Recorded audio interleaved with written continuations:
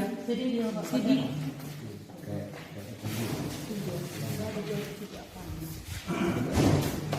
Kita tuh nanti apa namanya kurang ya? Betul.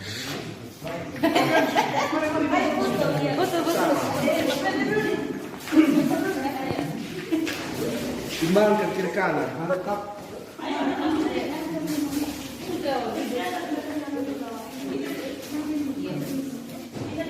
Sudah foto, saya masuk lagi nanti yang siapa.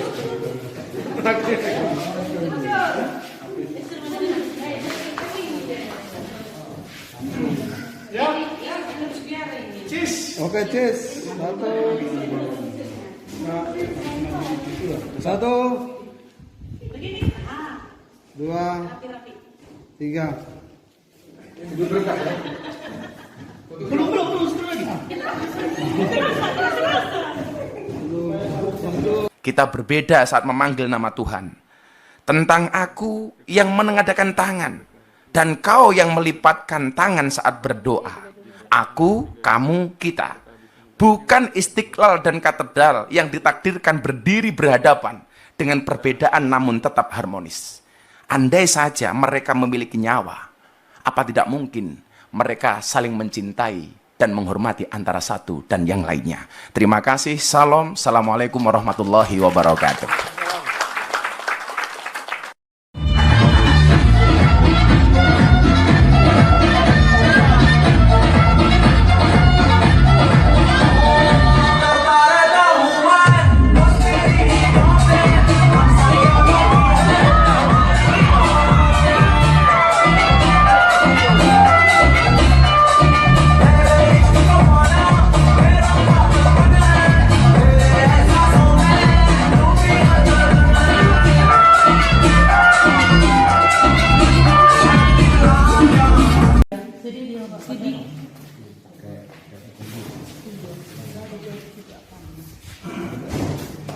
Kita tuh nanti apa namanya kurang ya?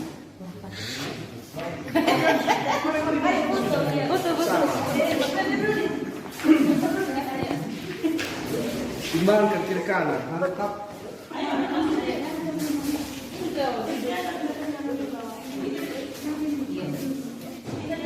Sudah foto, saya masuk lagi nanti yang siapa.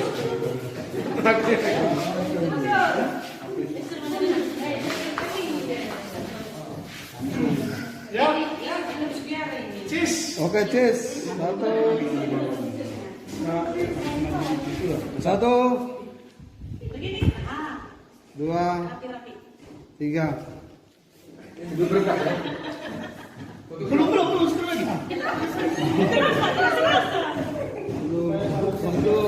Assalamualaikum warahmatullahi wabarakatuh.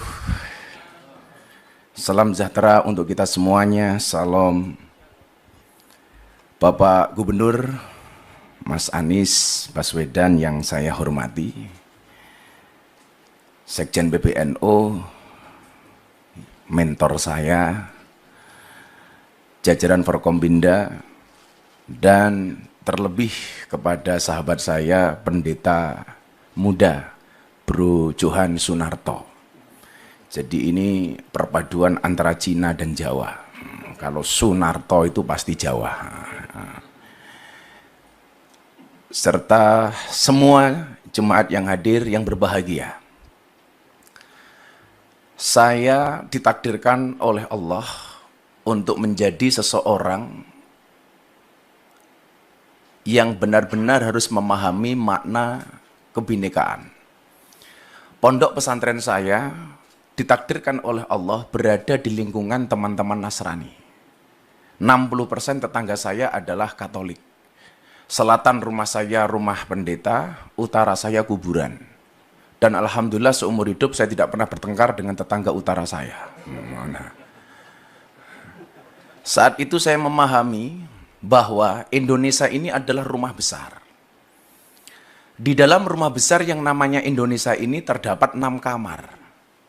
Ada kamar Islam, kamar Kristen, Katolik, Hindu, Buddha, dan Konghucu. Saya meyakini selama orang Indonesia kembali ke kamarnya masing-masing, maka tidak akan pernah terjadi masalah.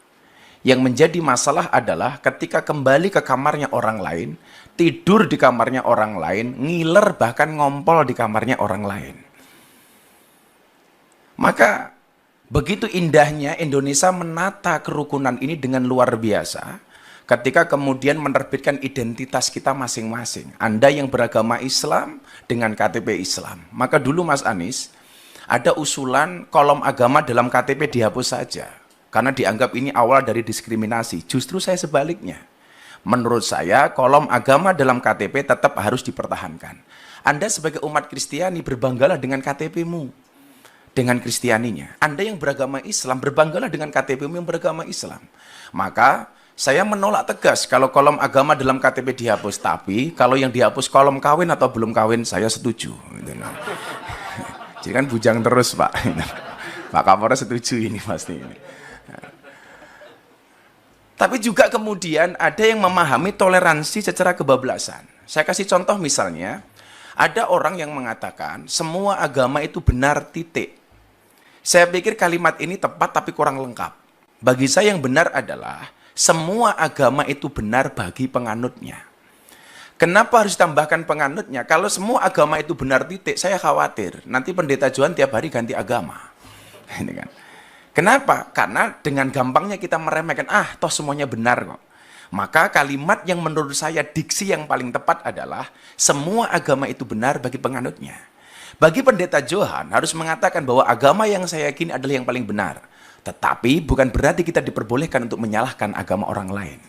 Makanya kemudian di dalam surat Al-An'am, dalam Al-Quran, Allah Subhanahu wa Ta'ala berfirman, dan janganlah kamu memaki sesembahan selain Allah, karena mereka nanti akan memaki Allah dengan melampaui batas tanpa pengetahuan. Sederhananya adalah, kalau kamu tidak mau agamamu dihina oleh orang lain, maka jangan pernah kamu menghina agama orang lain. Bahkan Rasulullah pernah mengatakan, mau nggak orang tua kamu dihina? Mana mungkin wahai Rasul, kami menghina orang tua kami. Apa jawaban Rasulullah? Kalau kamu tidak mau orang tua kamu dihina oleh orang lain, maka jangan sekali-kali kamu menghina orang tua orang lain. Maka saya selalu sampaikan, kalau orang Indonesia tidak bisa akur gara-gara beda agama, kalah dengan burung. Burung itu punya agama, tapi bisa akur. Agamanya burung itu ada dua Mas Anies, kalau enggak Kristen, Islam. Burung Kristen buktinya ada burung gereja. Burung Islam ada burung namanya emprit kaji. Emprit kaji itu burung emprit yang kepalanya putih, itu namanya emprit kaji. Tapi kalau ikan, Pak Kapolres, agamanya pasti Katolik. Buktinya yang paling besar namanya paus. Nah, gitulah kira-kira. Bahkan burung gereja itu sering tinggal di masjid. Karena saya dulu ketika di pondok, saya sering makan burung gereja. Burung gereja tinggalnya di masjid. Nggak ada tulisan burung gereja dilarang masuk, itu nggak ada Pak. Maka inilah saya pikir indahnya Indonesia. Yang kemudian semua kebebasan di dalam beragama dengan menjaga toleransinya, yang tertuang di dalam Pancasila dengan Bhinneka Tunggal Ikanya. Maka sekali lagi, kalau kemudian kita bisa kembali ke kamarnya masing-masing, tidak akan terjadi masalah. Ingat Bapak Ibu, saya mencatat, toleransi menjadi sulit ketika orang lupa bahwa beragama itu untuk mengatur diri sendiri, bukan mengatur orang lain. Banyak orang beragama yang bahkan belum menggenapi pelaksanaan nilai agama untuk dirinya sendiri, tapi sibuk ngurusi perilaku orang lain. Tentunya ini kurang dibenarkan. Maka begitu indahnya hubungan saya dengan kawan-kawan Nasrani di pondok saya sampaikan barangkali Mas Anies, di tempat saya itu kalau ada orang Nasrani meninggal, mereka sembahyangan untuk mendoakan almarhum. Kita yang Muslim datang Mas, di belakang. Kita nungguin, begitu nanti jatahnya makan, kita makan bareng. Ketika ada orang Islam meninggal dunia, kita tahlilan, teman-teman jemaat gereja nunggu di belakang. Ketika jatahnya makan-makan, kita makan bareng. Akidahnya tetap masing-masing, tetapi muamalahnya bisa kita lakukan bareng-bareng. Kalau Idul Fitri seperti ini, kawan-kawan saya Nasrani masak Pak. Hasil masakannya dibagi ke semua warga kampung, baik yang beragama Islam maupun yang beragama Nasrani. Begitu Natal tiba, kawan-kawan Islam gantian yang masak, dibagi ke seluruh kampung. Maka saya teringat kemudian dengan cerita Nabi Ibrahim alaihissalam ketika masak kemudian tetangganya dipanggil. Nabi Ibrahim itu dikasih gelar kekasihnya Allah gara-gara suka traktir orang. Bulan Ramadan ini saya belum ditraktir sama Mas Anies, belum.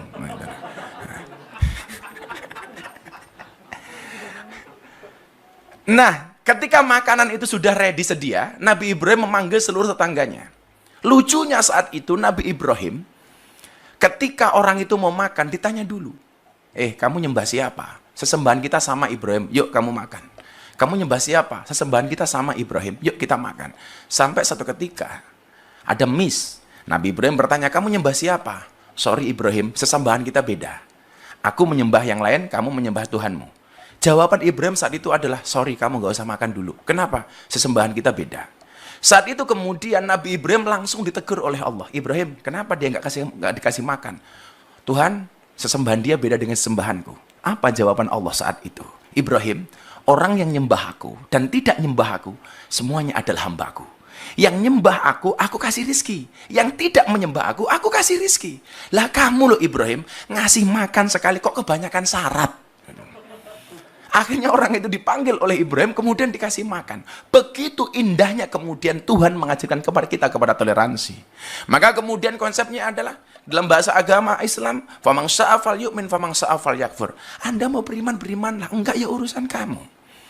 Di dalam toleransi, sebagaimana ayat yang kita pahami, lakum dinukum waliyatin. Untukmu agamamu dan untukku agamaku. Pak Johan, satu saat Anda datang ke pondok saya. Kalau saya pengajian di pondok, Pak, yang datang 10.000 sampai 15.000. Itu artinya apa? Saya harus menyiapkan konsumsi 15.000 untuk jamaah. Dan bapak-bapak jemaat tahu, siapakah yang membantu istri saya untuk masak? Kawan-kawan Nasrani. Siapakah yang bantu parkir? Muda-mudi Katolik. Maka kemudian banyak pejabat yang datang ke tempat saya, kecuali satu, Mas Anies, kepending waktu itu.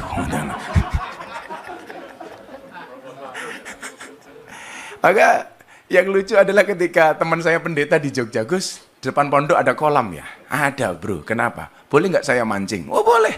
Akhirnya pendeta datang ke pondok saya, mancing di kolam depan pondok saya. Begitu masuk ke kolam renang, ke sawah, pendetanya bilang, Gus sorry, kaki saya korengan. Terus gimana bro? Pak pendeta gimana? Nggak boleh kena air, mbok tolong saya digendong.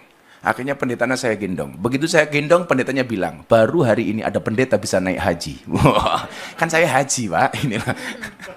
Akhirnya pendetanya saya lempar ke air. Biur, pendetanya protes. Gus, kenapa saya dilempar ke air? Sorry pendeta, baru hari ini ada pendeta dibaptis sama Pak Haji. Saya bilang gitu. Begitu indahnya Indonesia ketika kemudian kita saling menghormati. Saya meyakini akidah memang tidak bisa kita campur. Tetapi ketika persoalan kebangsaan, persoalan kenegaraan, kita punya visi yang sama. Dengan berideologikan Pancasila, inilah konsep yang dibuat oleh founding fathers kita. Barangkali untuk mengakhiri ini, Pak Gubernur, Pak Pendeta, dan semuanya, saya sampaikan, di saat aku menggenggam tasbihku, dan kamu menggenggam salibmu, di saat aku beribadah ke Istiqlal, namun engkau ke katedral. Di saat bioku tertulis Allah Subhanahu wa taala dan biomu tertulis Yesus Kristus. Di saat aku mengucap assalamualaikum dan kamu mengucap salam. Di saat aku mengejak Al-Qur'an dan kamu mengejak Alkitabmu. Kita berbeda saat memanggil nama Tuhan. Tentang aku yang menengadakan tangan dan kau yang melipatkan tangan saat berdoa. Aku, kamu, kita. Bukan Istiqlal dan katedral yang ditakdirkan berdiri berhadapan dengan perbedaan namun tetap harmonis. Andai saja mereka memiliki nyawa, apa tidak mungkin mereka saling mencintai dan menghormati antara satu dan yang lainnya. Terima kasih. Salam. Assalamualaikum warahmatullahi wabarakatuh.